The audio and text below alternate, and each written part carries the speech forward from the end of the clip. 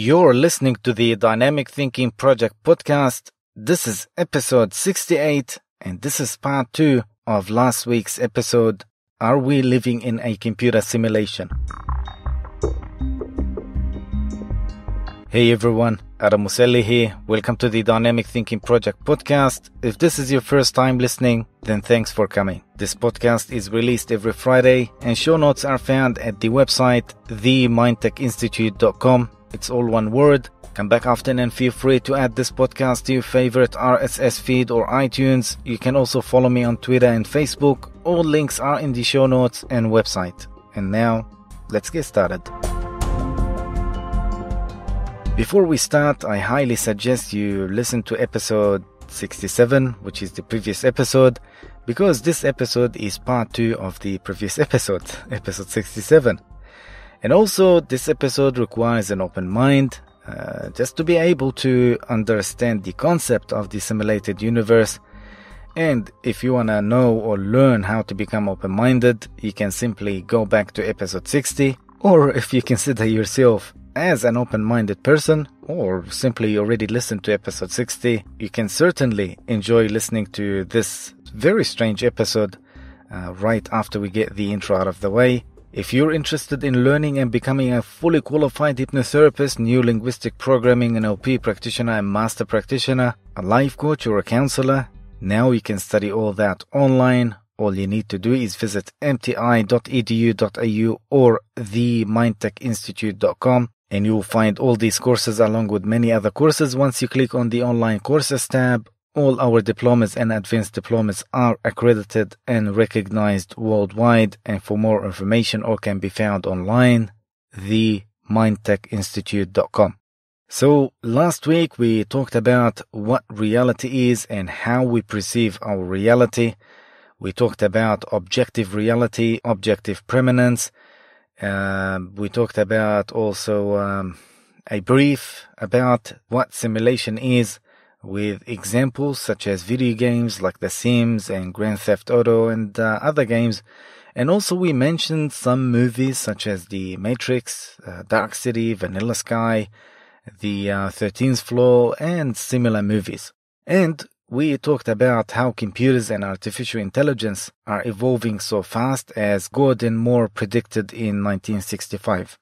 Now, before we get to what virtual reality is and the rest of the simulation reality or universe theory, I'm going to play you a clip from a conference where Dr. James Gates Jr., who is a theoretical physicist, discussing the simulation theory at a conference with Neil Degrasse Tyson and others. Keep in mind that those people are not some ordinary people discussing some sci-fi movies. These are prominent professors and scientists with at least a PhD degree, which is a doctorate degree in their fields. After that, we'll get more into this topic. And I know this episode is going to be probably longer than 20 minutes for sure. But once again, this is a very long topic, and I'm sure I'm not doing any justice by just explaining, things within 20 minutes. However, I'm trying to summarize it as much as I can, and also definitely not to do a part 3 because we still have many more interesting topics coming up. So here's the clip. So where has this pursuit taken you?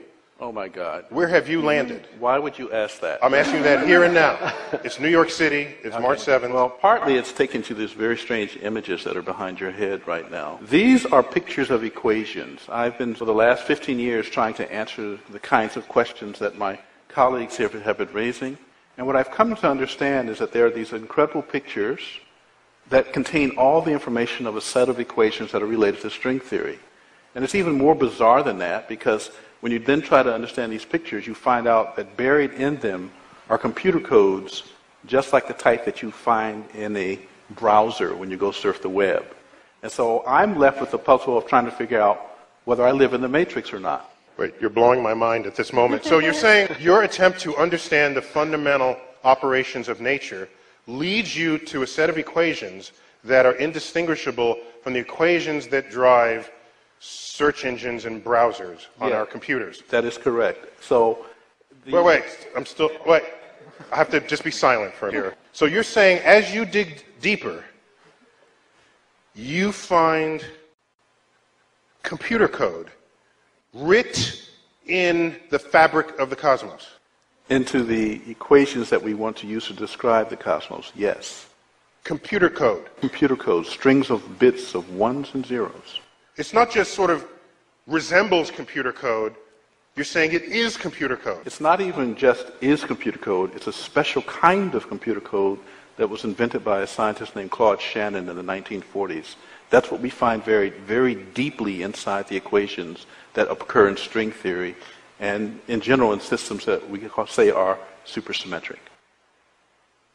Time to go home, I think. Where are we going to go? So are you saying we're all just, there's some entity that programmed the universe and we're just expressions of their code? Well, I didn't say that. Some of those, like the Matrix? That's what you said. Some of those codes are showing on the screen behind you right now. They don't look like codes, but these pictures, which we call adinkras, are graphical representations of sets of equations that are based on codes. So this is, in fact, to answer your question more directly, I have in my life come to a very strange place because I never expected that the movie The Matrix might be an accurate representation of the place in which I live. Now, as you have heard Dr. James Gates with Neil deGrasse Tyson and others, I'm not going to comment on it just to save time, and it was pretty clear.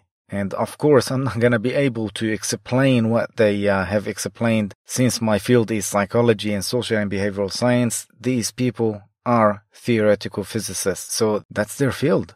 Now, think about virtual reality. It works when you put on goggles over your eyes and headphones over your ears. And if you haven't played around with VR before, virtual reality, it's really interesting.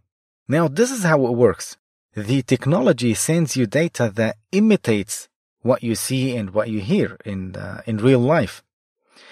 It's a simulation of the sound and the sights that you experience as a human. This technology, just like any sort of technology, is improving with computing power. The more we find out about our senses, about how the mind works, about how the brain functions, the quicker our technology improves and the more we'll be able to simulate. I mean, just imagine putting on some goggles and eating your favorite food, maybe junk foods, and you can eat as much as you want and never gain a single gram of weight. As technology improves, we'll be able to simulate just about anything. We'll be able to simulate environments and simply anything. So, how long is it before we can simulate everything? Maybe it will start small. Maybe it will start like in just a simple room or a classroom maybe. But how long before we'll be able to simulate a planet? Now, if you've been keeping up with the examples, which I gave so far, you will start thinking, what are the chances that we are living in a virtual reality simulation right now, and right at this second, that everything that you're experiencing is generated by a computer? And just as Elon Musk believes that there is a 1 in a billion chance that we are living in the true reality, or we are not living in a simulated reality. So, there is a 999,999,999th chance to 1 that we are living in a simulation. Oh, by the way, I haven't even mentioned the quantum computers yet. We're going to talk about that in a separate episode, but think about the most powerful computer or most powerful normal computer in the world right now. Those computers, those powerful computers, they run on a normal processor. Well, quantum computers don't run on processors, but they run on something called qubits. So the laws of ones and zeros don't apply on their function in the same manner as normal computers do. Quantum computers are like a living thing. They're so powerful, and maybe time and space doesn't even apply on them. But we'll leave that to another episode. Now, what if we're living in a simulation? That means we are artificial intelligence. And what is AI, or artificial intelligence? It simply is when a machine is programmed to mimic cognitive function such as learning and problem solving, and another word for mimic is imitate. Some real life examples of artificial intelligence include sound recognition such as Hi Siri or self-driving cars. Also, lots of news that you're reading about sports or other news is actually written from the start to the end by a robot. Once again, Moore's law holds constant computing power, continues to improve over and over every 2 years at doubles. Now, I know many people would wonder about the future of artificial intelligence and ask, can we program free will? Well, it depends. It depends on how you define free will, and that's a deep philosophical question. But some robots already do have limited free will, like the robot Alta, which is created by a Japanese specialist with a central pattern generator. This software, it allows him to improve his hands and create his own movements.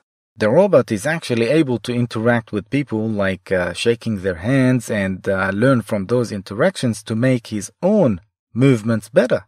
And that's just the beginning. Now, okay, so artificial intelligence is moving very quickly, and they can do a lot of things that we thought only human could do. But what's artificial about artificial intelligence anyway? You see, we have this idea that natural intelligence, like humans and animals, they evolve over time interacting with nature.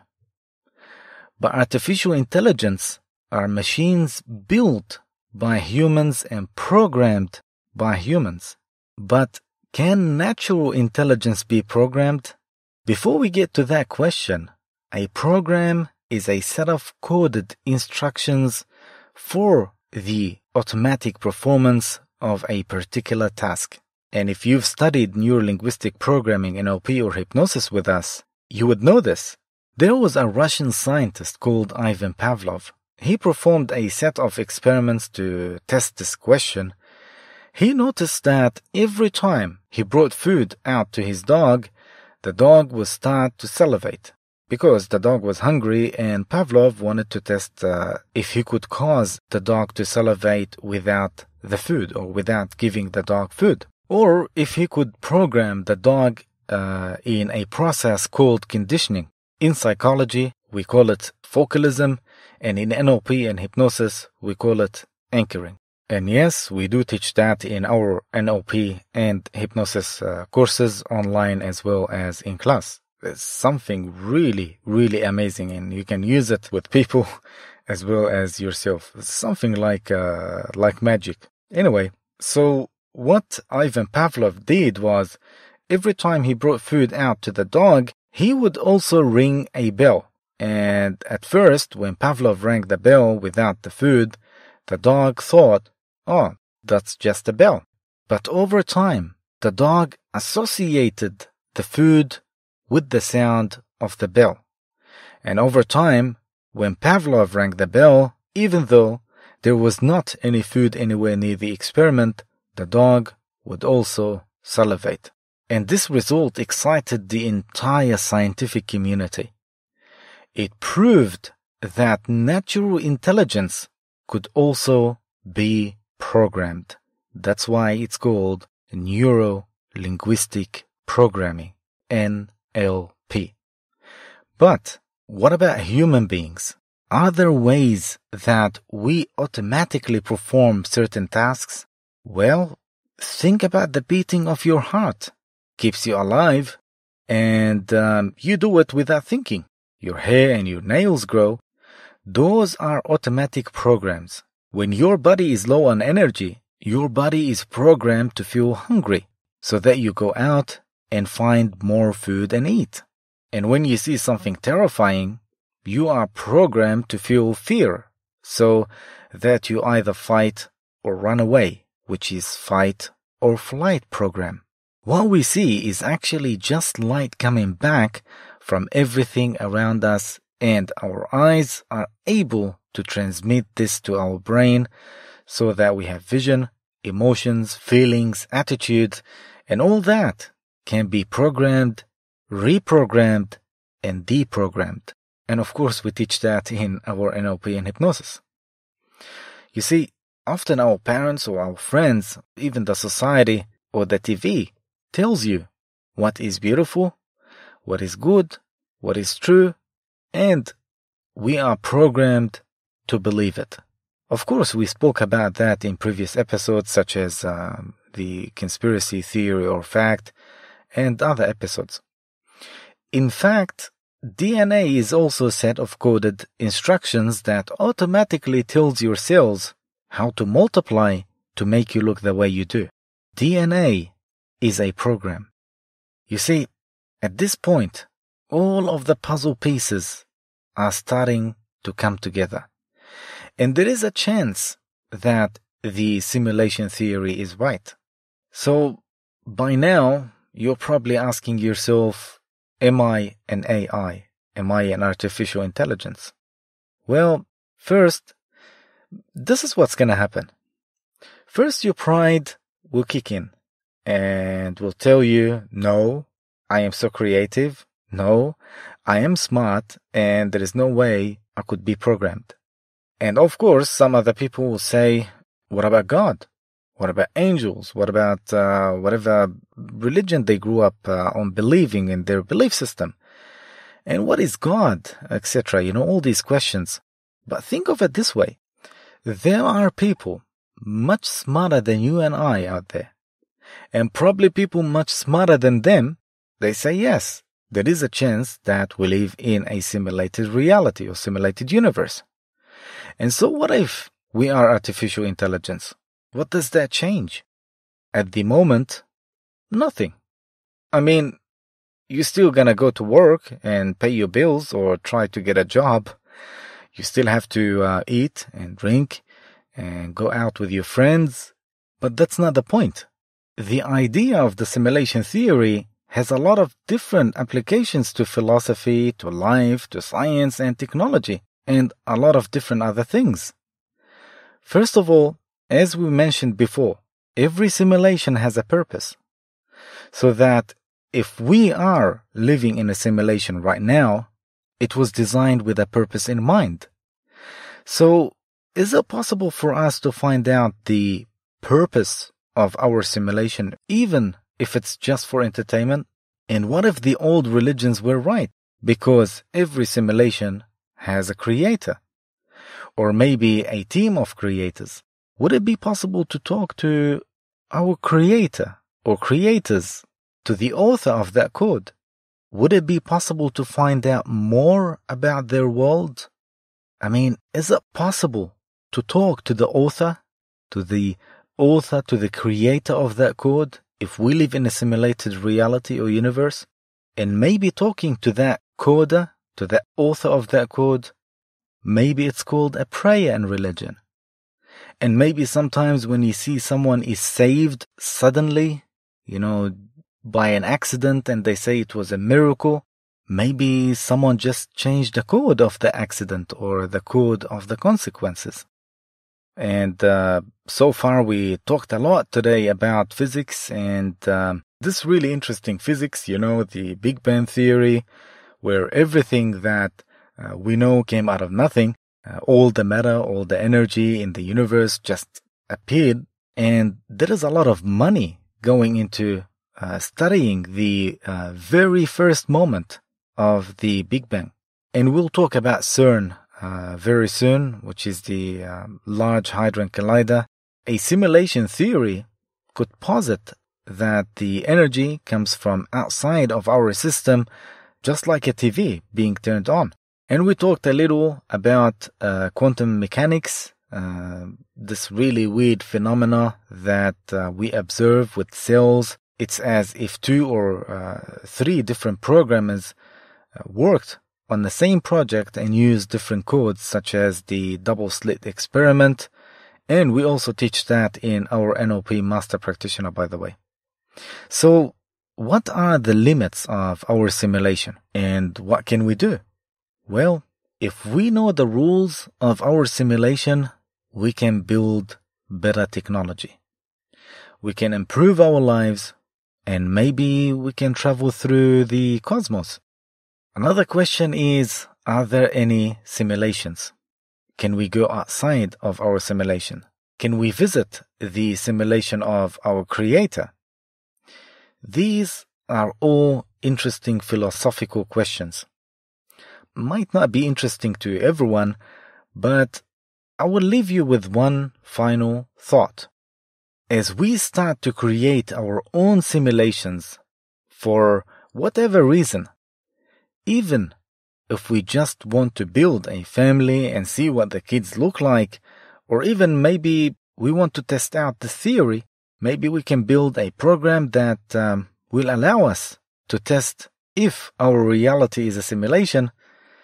But as we start building these simulations, start building more advanced artificial intelligence in our likeness and in our image, as in the book of Genesis, chapter 1, verse 26.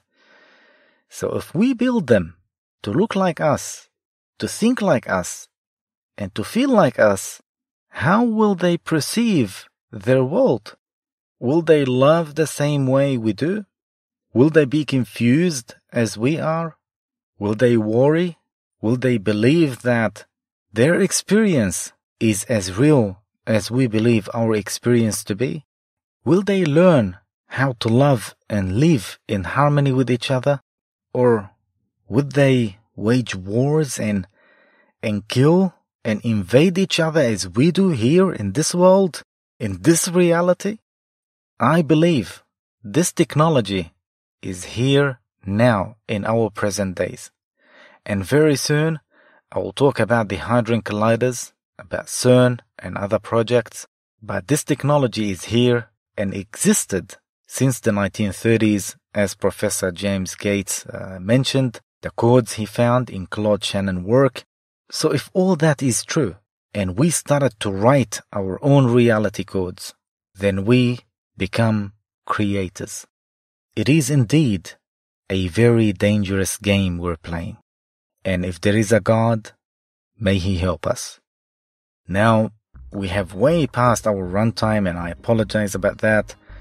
But at least we can end it at this, and next week will be another interesting new topic instead of doing part 3 to this topic. So next week will be a very interesting new topic. So stay tuned. And once again, if you're interested now in learning and becoming a fully qualified hypnotherapist, neuro-linguistic programming, NLP practitioner or master practitioner, a life coach or a counselor, now you can study online.